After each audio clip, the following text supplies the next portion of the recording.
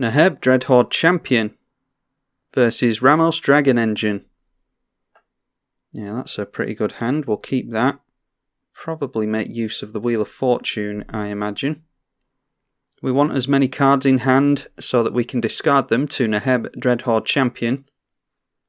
Whenever we deal combat damage to a player or planeswalker, we can discard any number of cards, draw that many, and add that much red. It's a 5/4 trample for 4 mana. And then Ramos Dragon Engine wants to ramp into Wooburg as soon as possible. 6 generic mana for a 4/4 flyer. Whenever you cast a spell, put a plus counter on Ramos for each of that spell's colours. Remove 5 plus counters to add Wooburg twice. You can only do that once per turn.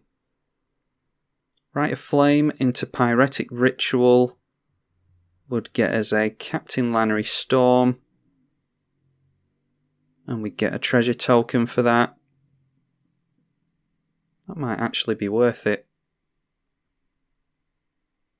Yeah, especially with a Wheel of Fortune in hand. Let's go straight up to 3 mana. Then go Captain Lannery Storm.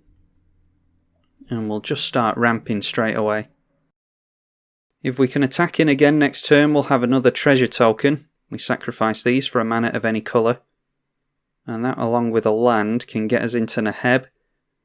But I think I'd rather get 2 attacks in with Captain Lannery Storm, because then we can perhaps hold up red mana for the Hanweir battlements. Okay, and they're just going to dump a lot of rocks into play, apparently.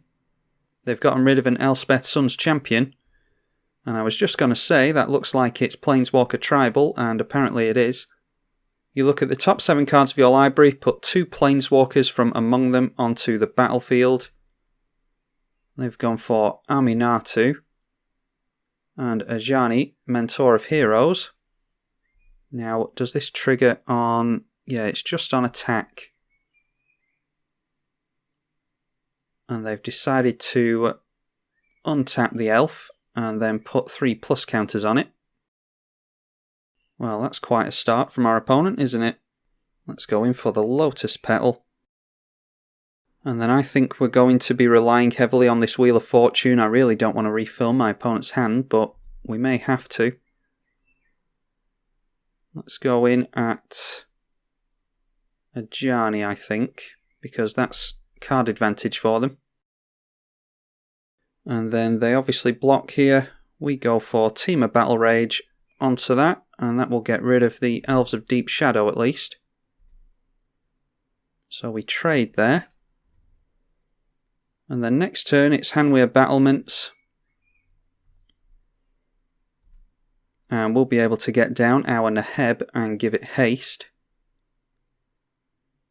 And we should be able to hit one of these Planeswalkers for a lot, hopefully. Going to draw a card with Aminatu the Fate Shifter. And then put a card from their hand on top of their library. And Ajani, Mentor of Heroes. You get to look at the top 4 cards of your library and reveal a creature, aura, or planeswalker and put that into your hand. They reveal Dak Faden. Of course they do. That means they can steal an artifact from us. You never know. If they're not worried about haste, then they might not take an artifact from us because they'd have to sacrifice one of these things. So they may just go for the loot on Dak Faden. And yeah, they do go for the loot, so that's really good for us. That means that we can go 1, 2, 3, 4 mana into Neheb, and then a red into Hanweir Battlements, giving it haste. And I think we go in for... We have to try and get rid of this Ajani because that's actual card advantage, unlike Aminatu and Dak Faden. So let's go Hanweir Battlements. And then it's haste onto Neheb. And we are going to go in at Ajani. And luckily Neheb triggers on us hitting Planeswalkers. We're just going to get rid of the Wooded Foothills here. Alright, there's a Mox Amber. Unfortunately, we're still a mana short on getting down Mox Amber and the Wheel of Fortune. So we'll just leave the Mox Amber back because we don't want our opponent stealing it away with a Dak Faden. And we're just going to have to hope that we can go Wheel of Fortune into the win next turn. We'll need extra combat phases to do it, and a complete whiff with Ajani, so that's great for us. They've got 2 cards in hand. Alright, they're going to exile the Ajani. They're not going to be able to activate that again this turn, but they will get a lot of loyalty counters onto it. Okay, they went for flickering the Ajani, and they are going to look at the top 4 cards again. Aminatu has a -1, exile another permanent, and then return it to the battlefield under your control. They get in for a Ralzeric. That can lightning bolt something, but luckily our commander has 4 power. So they're going to go for draw 2, discard 2 with Dak Faden. And they've gotten rid of their Ralzeric and a Nicol Bolas Planeswalker, because they're nowhere near casting that. This might be a board wipe, they're in Super Friends. Yep, it's an austere command, so that is us done, I think. They just got off to an incredibly fast start there with these mana rocks and then deploy the Gatewatch. So getting down a bunch of free Planeswalkers, there's not a whole lot we're going to do about that. There's Scavenger Grounds. We might as well get down the Mox Amber. And then it's Wheel of Fortune. Just give our opponent a bunch of cards. And yeah, there's nothing we were doing with any of that anyway. So we'll say good game to our opponent. And we'll try and get a fair game on the go. An almost mirror match. Neheb Dreadhorde Champion versus Neheb the Worthy. This is a really good rush deck, so hopefully we can get something going faster than our opponent can. We'll keep this hand. And we are on the draw. Neheb the Worthy is a 3-mana Rakdos commander, a 2/2 with first strike that gives other Minotaurs you control first strike. As long as you have 1 or fewer cards in hand, your Minotaurs get +2 to their power, and whenever it deals combat damage to a player, each player discards a card. And our Neheb, the Dreadhorde Champion, is a 4-mana mono-red 5/4 with trample. Whenever Neheb deals damage to a player or Planeswalker, you can discard any number of cards, draw that many, and add that much red. Alright, so I think it's thinning out the library with Bloodstained Mire and then into Faithless Looting. Draw 2 and discard 2 with that. Now then, Reverberate. Are we going to make use of the Seize the Day? I think we get rid of Bolt Bend. Our opponent's not going to be keeping hold of too many spells. And then how about we'll get rid of Reverberate as well? And we'll just pass like that. Alright, not getting into red mana yet, which I can't say I'm too concerned over for my opponent. The Great Furnace is in here for Metalcraft. What is it called? The Mox Opal was in here originally, and then I just couldn't bring myself to buy one because I'm not made of money. Even on Magic Online, Mox Opal is expensive. So we'll go in for the Soul Ring here, and then we'll hold up... No, we won't. We'll go for Faithless Looting again. I was going to say we'll hold up a Braid. Alright, and there is... Are we going to make use of a Braid then? Let's get rid of that. And the Vessel of Volatility. We'll get out a Mana Crypt just in case our opponent wants us to wheel or discard our hand. Okay, and there's the red mana into Rakdos Signet, so our opponent is getting much worse ramp than we are. We're getting pretty lucky with these loot effects.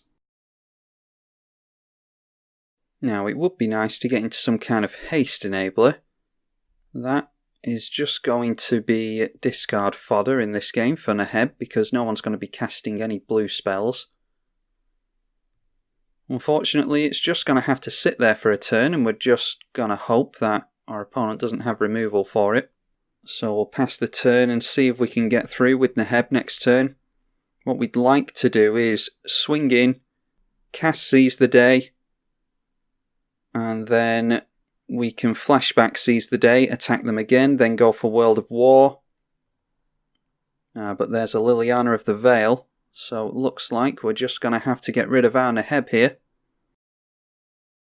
Now, we can get down Neheb again, and they're not going to be able to tick down Liliana to have us sack a creature.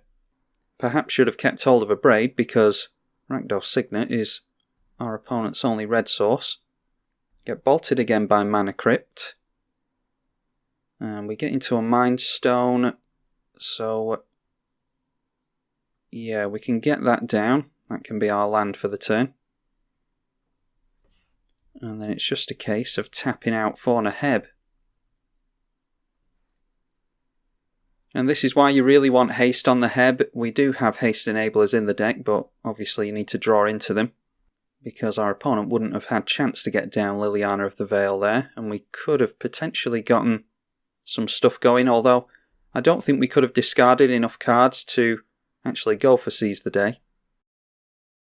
We discard a card here, that is Ricochet Trap. We'd rather keep hold of as many cards as possible because that will give us mana. But we'll have plenty of mana next turn to hardcast these things. And luckily Neheb Dreadhorde Champion triggers even if we deal combat damage to a Planeswalker, so we need to decide if we want to go in for lethal damage on our opponent and ignore the Liliana or not. And there's an Animate Dead. That will give everything -2/-2 when it enters. So this thing can effectively block our commander. Luckily for us, we do have an Uncaged Fury, which will give our commander +1/+1 and double strike until the end of the turn. I think I'm going to keep hold of that mountain just to discard it. Yeah, so I think we go in for World at War. And that way we get an additional combat phase. Then we swing in at Liliana. And hopefully our opponent just thinks that we are seeing if there's a trade on the go here.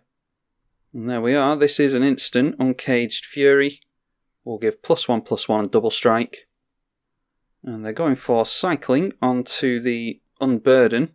Looks like they're aiming for a lightning bolt there, but that wouldn't help them anyway, because we do have double strike on this now.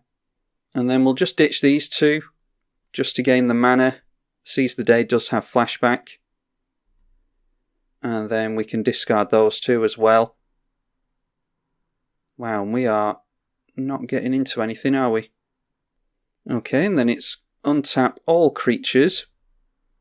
And we can go for Seize the Day during combat now. We've obviously got discard fodder here that we don't care about.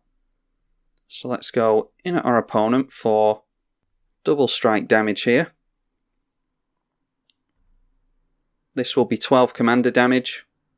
We get rid of those two things. We're getting into a lot of lands, which is surprising to me. Okay, and then we go through into the main phase and we cast Seize the Day. That's got a flashback cost of only 3. We untap a single creature and get another combat phase. Neheb has double strike, so this is going to be 24 commander damage on our opponent. So we go straight through to combat again. And there we are, that's the first point of damage. We'll just discard these two to see what we would have drawn into out of curiosity. Alright, there's a Reforge the Soul, so we could get our hand back with that. But we get through for lethal commander damage anyway, so the cards that we have in hand are of no relevance to us. That is exactly how we want this deck to play out. We have the additional combat phases, and then we have the infinite dual-caster mages as well, with Twin Flame and Heat Shimmer, I think they're called. And that is basically just dual-caster mage an infinite number of times, and we get a bunch of copies of dual-caster mage into play with haste, and we can go wide on our opponent with that. But most of the time, we want to be getting into Neheb for a bunch of card draw and mana, and then going for additional combat phases like we did here. So that's typically how it's going to run. Hope you all enjoyed that. Neheb Dreadhorde Champion versus Neheb the Worthy. I'm tribalkai on the EDH channel. Thank you for watching.